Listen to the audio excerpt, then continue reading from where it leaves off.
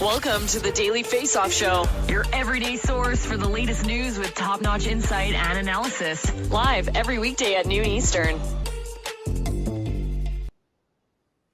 What's up, everybody? Welcome into a Friday, April 8th edition of the Daily Faceoff Show. And we're streaming live on dailyfaceoff.com as well as Twitter and YouTube. He is former Vancouver Canucks Assistant General Manager and Chief Legal Officer Chris Gear. Chris, how you doing? I'm doing great. It feels like I haven't done a show with you forever, since before the deadline. So excited to have you back with me. Yeah, no, great to be alongside you. 3 weeks, almost exactly, until the NHL regular season ends. That means 3 weeks where a lot of different things can happen. And there have been a lot of things happening, specifically with regards to franchise records. So let's start with that. Let's throw 2 minutes and 30 seconds up on the clock, and let's drop the puck with two impressive franchise records set. One of a rather still young franchise in the Nashville Predators, with Roman Josi, the Preds defenseman, setting a new franchise record for most points in a season. Yes, that's Josi, 87 points as a defenseman, a 12-point edge over Cale Makar of the Colorado Avalanche, although Makar is still on track for a 30-goal season, which is ridiculously impressive. Josi on pace for 102 points this season. He'd be the first NHL defenseman to hit 100 points in nearly 30 years. And then, in case you missed it or didn't see the story, Chris, Auston Matthews set a new Toronto Maple Leafs franchise record for most goals in a single season, passing Rick Vaive, who had 54. He had number 55 and 56 on Thursday night against the Dallas Stars, bringing his pace to a ridiculous 0.84 goals per game this season. He's got 49 goals in his last 49 games. So, Chris, the question to you is, of these two franchise records that were set, which one's more impressive? I don't know if I can pick between these two. They're both such astonishing feats, and both players are kind of entering rarefied air here. Only five defensemen in history have ever scored over 100 points, and that includes, Bobby Orr, Paul Coffey. And so, for Josi to get to 100 would be just an incredible feat. And like you said, not since Brian Leetch 30 years ago. So really incredible special season that he's had. But on the same time, with Auston Matthews getting 56, it looks like he's going to hit, over 60 for sure, maybe 65. And that puts him in company with, I think only 20 guys have done that. And the last one was Stamkos in 2011. Before that, Ovechkin in 2007. So, both these guys are having really special seasons, and hard to pick between the two. They're incredible feats. Yeah, I kind of give the edge in the discussion to Josi, just in the sense that you look at what he's doing. Yes, the goal scoring from Matthews is so impressive, and you look at really the ease in which he scores these goals. It feels like it's almost nonchalant. It's on his stick, it's off his stick, and it's in the net. It's incredible to see. But Josi, the way he's picked up this Preds team, 100 points as a blue liner, it blows your mind. And, I wasn't sure that, think back to 5-8 years ago when Jamie Benn led the league in scoring with 86 points. I wasn't sure that we'd be seeing 100-point scorers again in the NHL, let alone 100-point defensemen. So next level stuff from Roman Josi. And you look back at this season and you see, well, Cale Makar seemed to lock up the Norris so long ago. I'd have to think that if Josi gets to the century mark in points, that it's going to be awfully tough to not award him the Norris Trophy. So speaking of the impressive goals, Chris, we had Bernie Nichols, one of those 70 goal scorers. He had a ridiculous season for the Los Angeles Kings in the 1980s, 70 goals, 150 points in a single campaign. He joined our podcast with Jason Gregor today, the DFO Rundown, to talk about the difference in scoring between eras. When I asked him about what it's like watching these guys, and is it harder for someone like Auston Matthews to score today, I don't think he was too sold on that. Take a listen. Kind of a little on the fence with that, just because 100% goalies are bigger, better.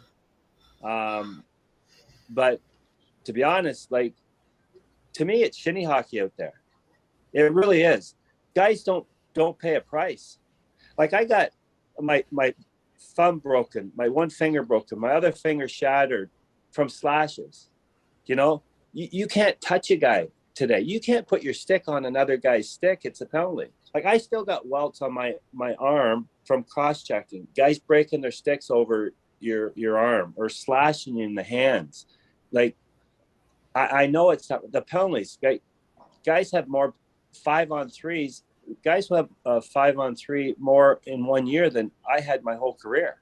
Like Gretz and Mario, would you ever like to see them play in today's game with 5-on-3s? Like, they would. It'd be ridiculous. So, as much as goalies are better, I don't necessarily say it's tougher to score because they don't pay a price.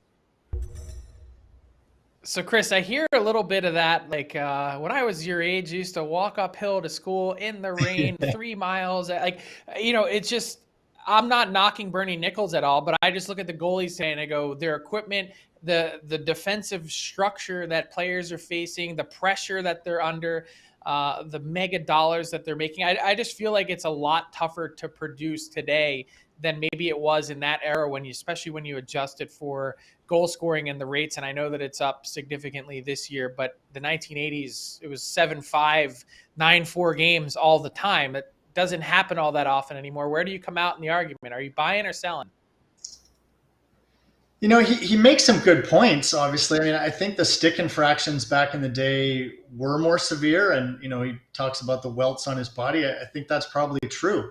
But yeah, when you look at the goalies, most of the goalies back then had a stand-up style. They weren't in the butterfly. They weren't, it's pretty funny to watch actually, and their pads were about, this thick. So I think it is harder to score today.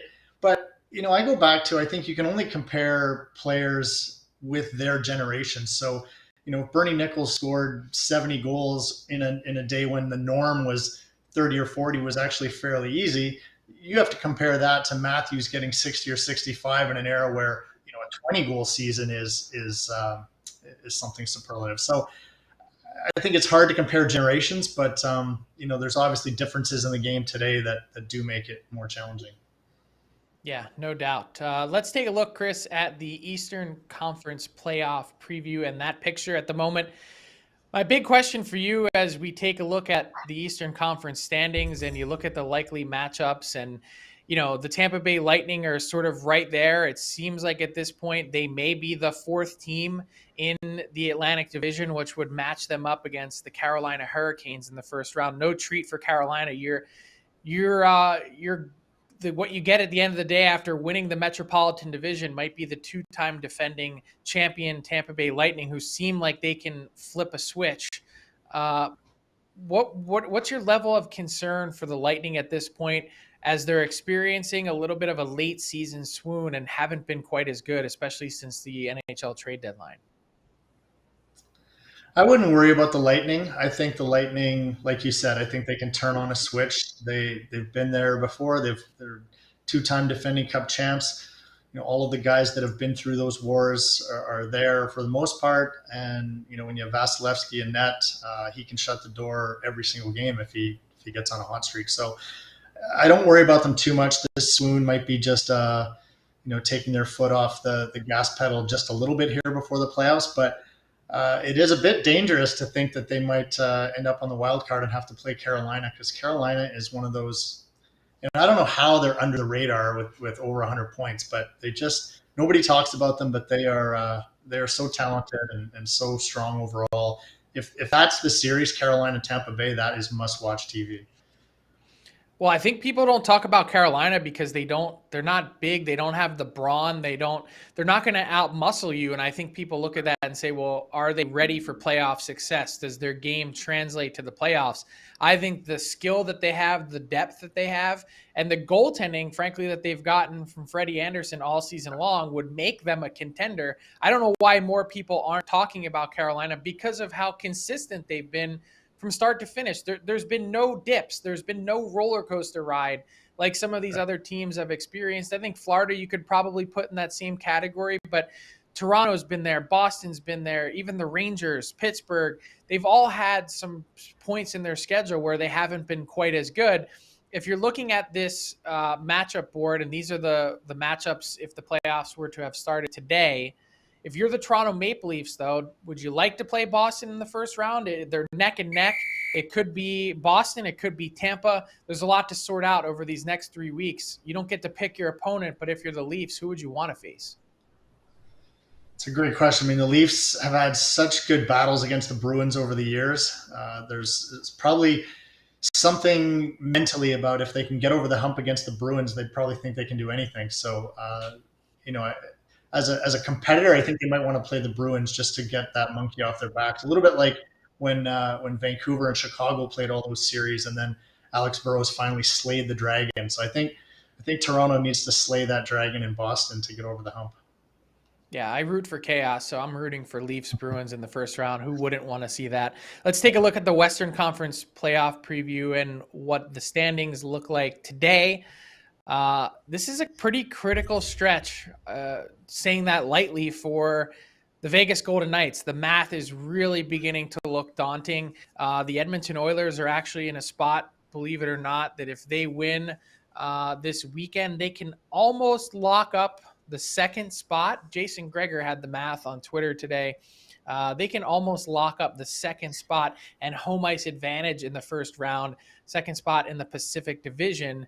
Vegas needs to go on a tear, and you're looking at the math from both the Kings' perspective and the Oilers. They basically only need to play 500 hockey, and the Golden Knights need to do a lot more to overcome that, given the games in hand. So it's certainly quite a scenario here. Do the Vegas Golden Knights get it done, Chris, or are they a team that's going to be on the outside looking in? I think, unfortunately, I see them on the outside looking in. Obviously, they still have a lot of talent on that team, but so many injuries this year, really hard for them to build up any sort of consistency with so many changes to the lineup. And like you said, it's just too tough to try and gain points this late in the season when, like you said, 500 hockey will do it for LA and Edmonton. So, kind of crazy when you think about the players that Vegas has and what they did to go out and get Eichel, that they could find themselves on the outside of the playoff bar. But looks like that's where it's headed. There's just not enough time, I don't think, unless LA, maybe being a younger team, just collapses down the stretch. But to play 500, I think they should be able to do that. So Vegas and Vancouver and Winnipeg behind them will be pretty disappointed. Yeah, so take a look at these playoff matchups. If the playoffs were to start today, which one of these series intrigues you the most? I can think of Darryl Sutter in the back of everyone's head saying whoever plays Colorado is going to be a waste of 8 days. It's one of the quotes of the year. I don't know if he's pumping up Colorado or, basically knocking the team that plays them down a few pegs. Can't quite tell. But Minnesota St. Louis would be awesome. But speaking of the Flames, not really a cakewalk in the first round trying to square off against UC Saros. When you're a Flames team that knows you need to make hay and go on a long run in the playoffs, especially given the season that you've had. Yeah, that's a really interesting matchup for me, that Calgary-Nashville series with Markstrom against Saros and, Josi with the season he's having, and Philip Forsberg's playing great for Nashville. You can't sleep on that team. Tanner Jeannot is another guy, 24 goals now as a rookie. I think this Predators team is going to be a really tough out. So ultimately, I think Calgary gets through, and I think Colorado dispatches Dallas fairly easily. But yeah, these are going to be dogfights of a series. Yeah, one team that's on the outside looking in at the playoff picture in the Western Conference is the San Jose Sharks. Some big news on that front on Thursday with their general manager of 19 years, Doug Wilson, stepping down. Let's get to the All 32 delivered by DoorDash.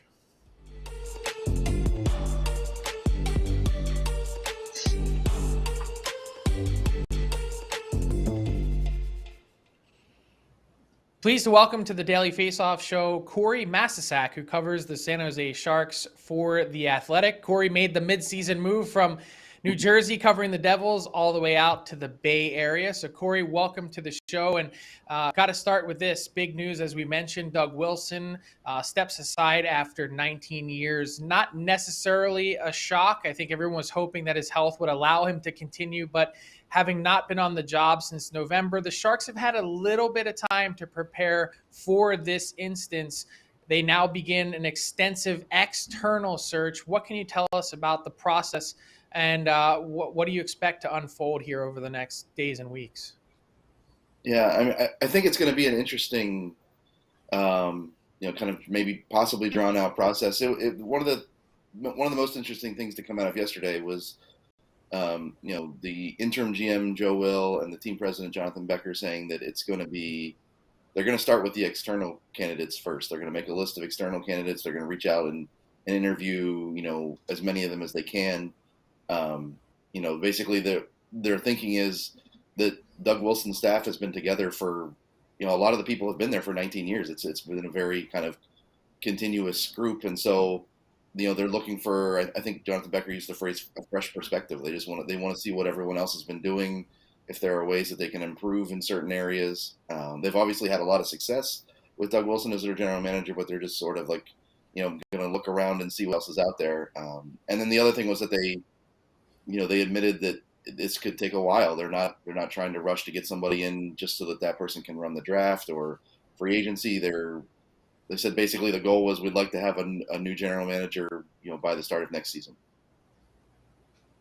Corey, the Sharks are obviously a team with an aging core. We know those 4 contracts, the 3 guys on the blue line, Carlson, Vlasic, and Burns, and then Couture up front, that have really steep contracts that go for a lot of years.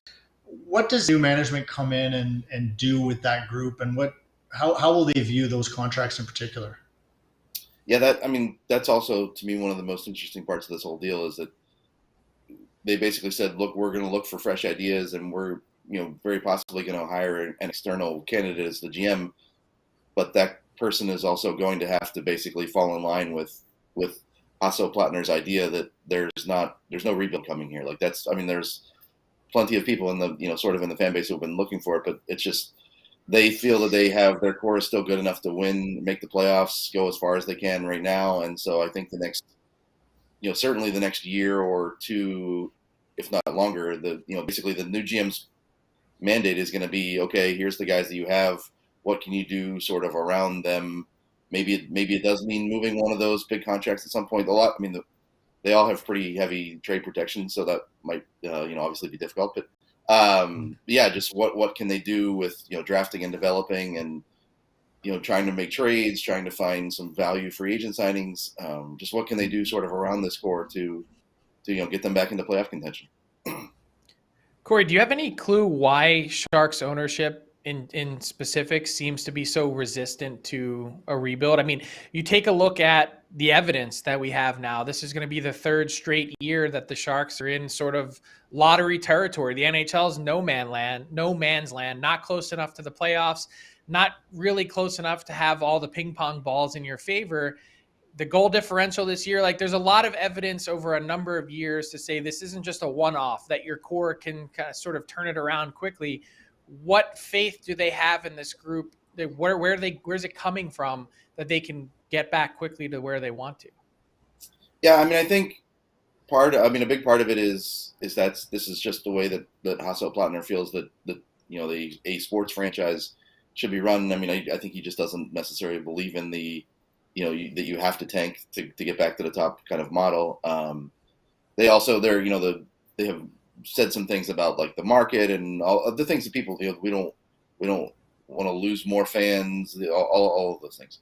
As for the roster, they were hanging around the playoff chase for, let's say, about 2/3 of the year. Erik Karlsson got hurt, a couple other guys got hurt, and it went sort of it went downwards in a hurry. But I do think if you look at what they thought they were going to have this year, the biggest thing that they don't have right now is they just can't score goals. They're a pretty good defensive team. They've gotten good goaltending. They just can't score. And, they have almost $12 million in Evander Kane and Kevin Labanc. And those 2 guys have combined to score 3 goals for them this year. Labanc because he got hurt, and Kane everything that went on with him. So I do think there will be a little bit of, if they get LeMang healthy, if William Eklund comes in next year, if they find another guy or two out there somewhere, like Alexander Barabanov was a good pickup for them. They're just, I think, and then they're going to have a little bit of cap space depending on what happens with the Kane situation. So I do think they're sort of like, they think that they're not as far away as maybe some other things suggest that they are, and that's sort of the plan. Interesting. Corey, very quickly, just give us one name, if you can, to keep an eye on that you think could be a prime target for the Sharks in their GM search. Oh man, honestly, that's the thing. Like I talked to a handful of people yesterday who were like, I'm like just thinking, or even sitting there and thinking, like it seems like with anything like this, a coach search, a GM search, you start looking around the league for connections, like who is connected to the Sharks. They've kept their thing together for so long that it's not like there's necessarily a former assistant general manager who went someplace else and is ready to just for his job. I mean, I think obviously, like, if you look at all the searches from this year, I mean, I think Matthew Darche has been, one of the finalists for pretty much every single vacancy out there. I mean, it might get to the point where he doesn't, he's worried that he's not. Does he just want to be a bridesmaid every time or whatever? But I think they're gonna, all the things that people said about sort of like Chicago's search, where it was a diverse, they looked around, they definitely seemed like they're pretty intent on interviewing at least one player agent. So maybe there'll be, one of the big power agents will be involved in this. But it seems like there's going to be a lot of candidates, and we're not really sure what direction it's going to go at this point. Fascinating stuff. We'll be paying attention, Corey. Thanks so much for joining us. You can follow Corey on Twitter at CMasisak22. You can read his work on theathletic.com. Corey Masisak covers the Sharks. This has been another edition of the All 32 delivered by DoorDash. You see the promo codes there at the bottom of your screen. DFODD if you're in Canada, DFODDUS if you're in the United States. That gets you 25% off and free delivery on your first order from DoorDash. It's Friday night. You don't want to cook. Masters weekend. All your favorites and more delivered right to your door by DoorDash.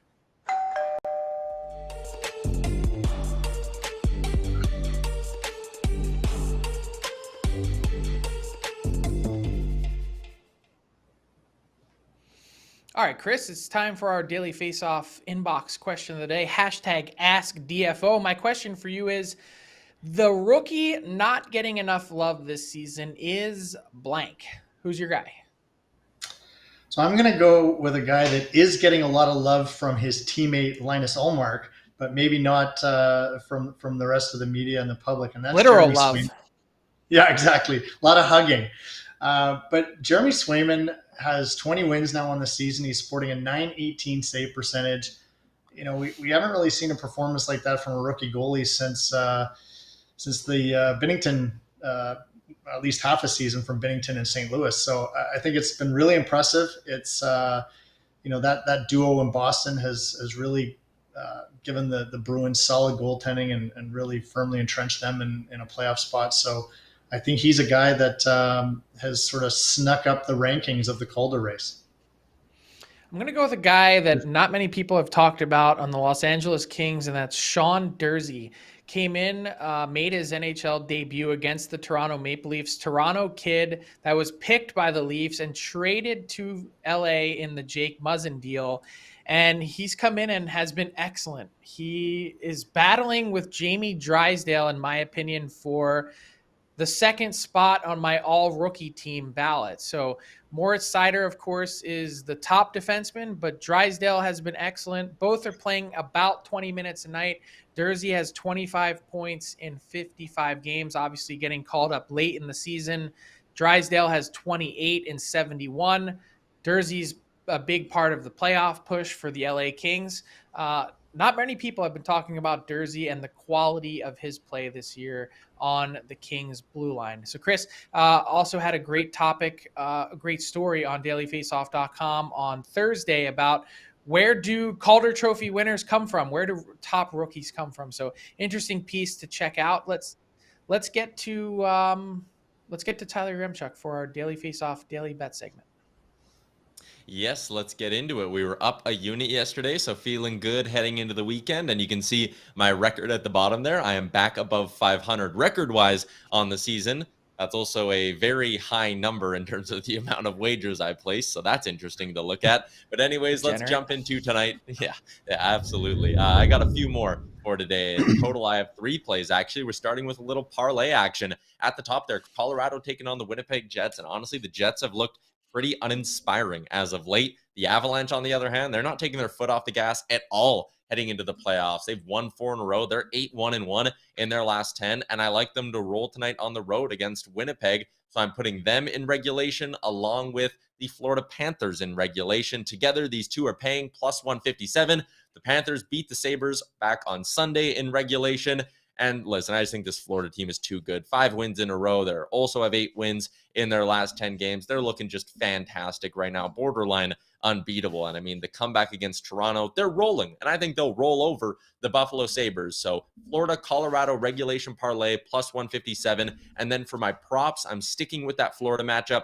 Claude Giroux has picked up an assist in 5 of his 8 games since joining the Panthers. I like him at plus 105 tonight to pick up an apple. And I'm also taking Sam Bennett plus 180 to pick up an assist. He's hit this in 3 of his last 5 with 5 total assists in that span. Basically, he only misses this prop when I bet on him. So I'm hoping that changes here tonight. Bennett assist, Giroux assist, Florida and Colorado in regulation. And Frank, let me just end the segment with a little Toronto Blue Jays minus 1.5 in their home opener tonight. I'm happy baseball's back.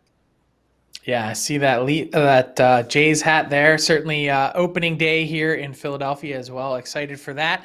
I got to say, though, don't sleep on the Sabres. Go back to March 1st, 10-5-3. They did have a lot of fight against the Florida Panthers, as you said, just about a week ago. I don't know. I'm not betting against the Sabres at this point. It makes me feel uneasy, but yeah. Didn't work out for me that well when I did it before the season. The under 67 point total. It's getting a little hairy. So let's get to Chris Gear and Garbage Time, my favorite segment of the show. Chris, I cede the floor to you. What's caught your eye from around the NHL? So I'm going to go with Captain Canuck, Bo Horvat. And last night he had a game against the Arizona Coyotes. 2 goals, which brought him up to 30 on the year, which is a career high for him, I believe. 1 assist, and 17 for 17 in the faceoff circle. I've never seen that personally. I had to go back and look at the record archives to see whether that was something of historic significance. There have been some pretty high faceoff percentages in the past. The last one to go sort of undefeated with that many reps was Dave Scatchard at 19-0. You've got guys like Crosby and Vermette, Jared Stoll, who all had sort of 95% with 20 or more faceoffs. But, anytime you can go into the dot over 10, 15 times and win every single one of them, that's pretty impressive. So shout out to Bo for that performance. Yeah, no doubt. 17 for 17 is amazing. A little trivia for you, Chris, putting you on the spot. Do you know who holds the NHL single game record for most faceoff wins?